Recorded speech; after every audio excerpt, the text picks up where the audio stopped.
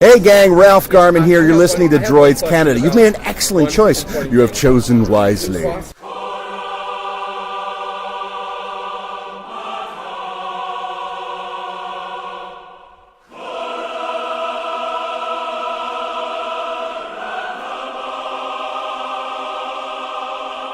Hey gang, Ralph Garman here. This is Inspector Gadget. Hello, this is Andrew Chalmers, the writer and doctor in Doctor Who Dark Journey. Hello, this is Dr. Steve-O. Hey, what's cracking, y'all? It's your boy J-Rock. This is James Duval. Hey, what's the sitch? This is Kim Possible. This is Jeremy Taggart. I'm Chris Holden-Reed. I'm Commander Shep. Hey, I'm DJ Jenny Rock. And I'm Neil Young. Hey, this is Andrew Cassess. Hey, this is Pat Mastroianni from Degrassi, Joey Jeremiah. This is the evil Dr. Bad Vibes. Then this is Messy Bear.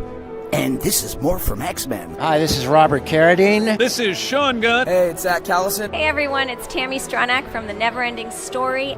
Everybody, this is the Governator. Listen, I'm telling you this, okay? So listen to me carefully. You're listening to Droids Canada. Can you believe that? I can't believe you're listening to it. Come with me if you want to live. Warning. Listener discretion is advised. That means there's a lot of fucking swearing. Hello. All right. I'm here at Forest City Comic Con. I'm here with Ralph Garman. How are you, sir? I'm well, sir. Thanks for having me. So thank you for the opportunity to sit down with you. This is very huge for me, being as which is that obviously podcasting has become a huge thing. You have a great show. So what got you into podcasting, though? Kevin Smith got me into podcasting. I was doing a morning radio show in Los Angeles, and Kevin and I had become friends and wanted to do our own radio show. We were going to do a weekly show about entertainment news. And the station that I was working with at the time passed on it. They said no one's interested in hearing people talk. This is years ago, before podcasting became the mammoth industry that it is now. And so we said, all right, never mind, we won't do it. And then Kevin started expanding his podcast universe. He had already done one called Smodcast, and he was adding to his network. Right. And I said to him, let's do that thing we talked about doing, the Hollywood talking thing, on your podcast network. So Hollywood Babylon, as it's called, was born, and that was over 8 years ago. And that was my first entree into the world. And then when my radio job ended last year, I started my own solo podcast called The Ralph Report on Patreon.com. That's awesome. Now, what do you think, and this is a huge, maybe a big comment, I guess I would say, do you think podcasting eventually is going to overtake the radio? Yes, I think terrestrial radio is dying, which is sad because, radio played a big part in a lot of people's lives. But, I mean, for example, I lost my job last year after 18 years simply because the money side of the business is drying up and stations are going out of business and networks are declaring bankruptcy. And it's because you can get music anywhere, right? You can get it on your phone, you can download it, you can stream it. Radio isn't what it used to be in terms of delivering music. So then what's left? Content that's personality driven, that's people's point of views, and who's doing that best? Podcasts are doing that best. Well, I think that radio, you're right, it has definitely been going downhill for a little bit of a while now, and I feel that radio is now relying on doing shock value things to try and drag their audience back. I'm not sure if you're familiar with the Tragically Hip. Obviously, he passed away, but we had a great guy. His name was Jesse Mods, very popular, and he got a lot of fans back to his radio station because he was trying to stop the scalpers from buying up all the tickets for the final Tragically Hip show, and he actually played this guy out to drive all the way to St. Catharines, all the way from Toronto, just to say, no, man, I don't have the tickets. I just wanted to prove a point to stop scalping and ruin. Oh, wow, that's great.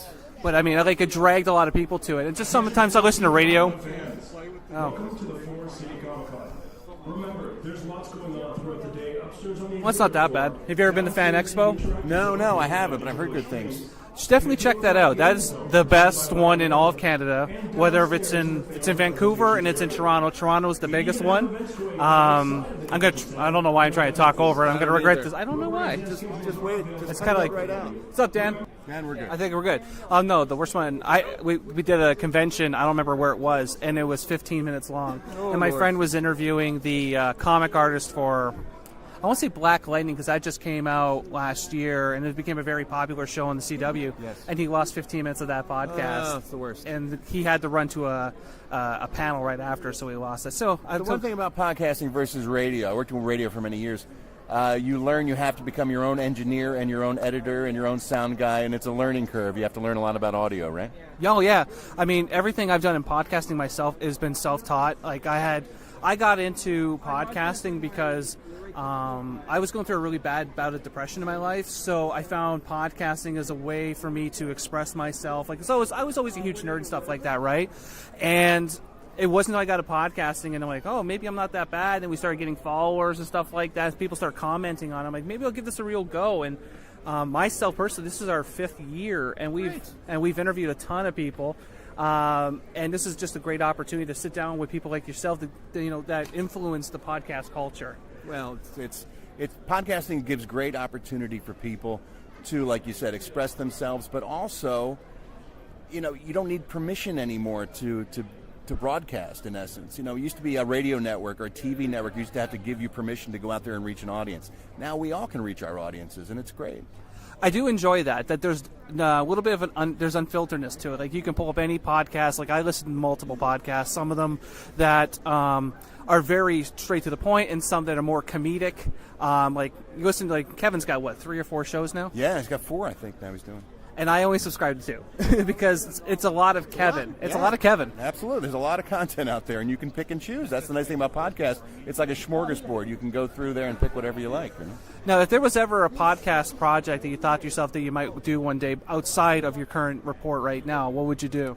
Because of my love and affection for my friend Adam West and also the Batman TV series from the 60s, I know there already exist many of these, but I would like to go through and do an episode-by-episode guide of the 120 episodes of Batman, the TV series. That would be fun for me. And that seems to be very popular right now, a lot of watch-alongs. That seems to be very important, I know. I listen to, I'm not sure if you're a wrestling fan at all, but I listen to one called, it's very popular, it's the Bruce Pritchard Show.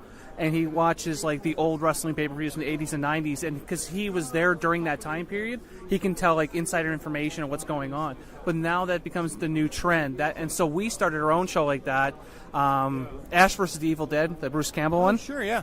And so my buddy is deathly afraid. Who should be doing this interview today? He didn't come. I don't know why, but he's deathly afraid of zombies, deathly afraid of gore. So the whole show, it's me trying to coerce and, like, calm down, and he's freaking out during the entire episode. That's great. So if someone was not familiar with the show, which would be a complete lie, I'm sure, where would they find your show? Well, there's 2 now. Obviously, I do one with Kevin Smith that we've been doing for over 8 years called Hollywood Babylon. And you can find that wherever you get your podcasts from, iTunes or Stitcher or wherever have you. We're there once a week. We do that. And then over on patreon.com, patreon.com/The Ralph Report, that's where I do my own podcast, which is Monday through Friday. It's a daily podcast. Not a lot of people doing daily podcasts out there, but I do an hour every day with a sidekick, and we do news and interviews and entertainment, and it's a blast.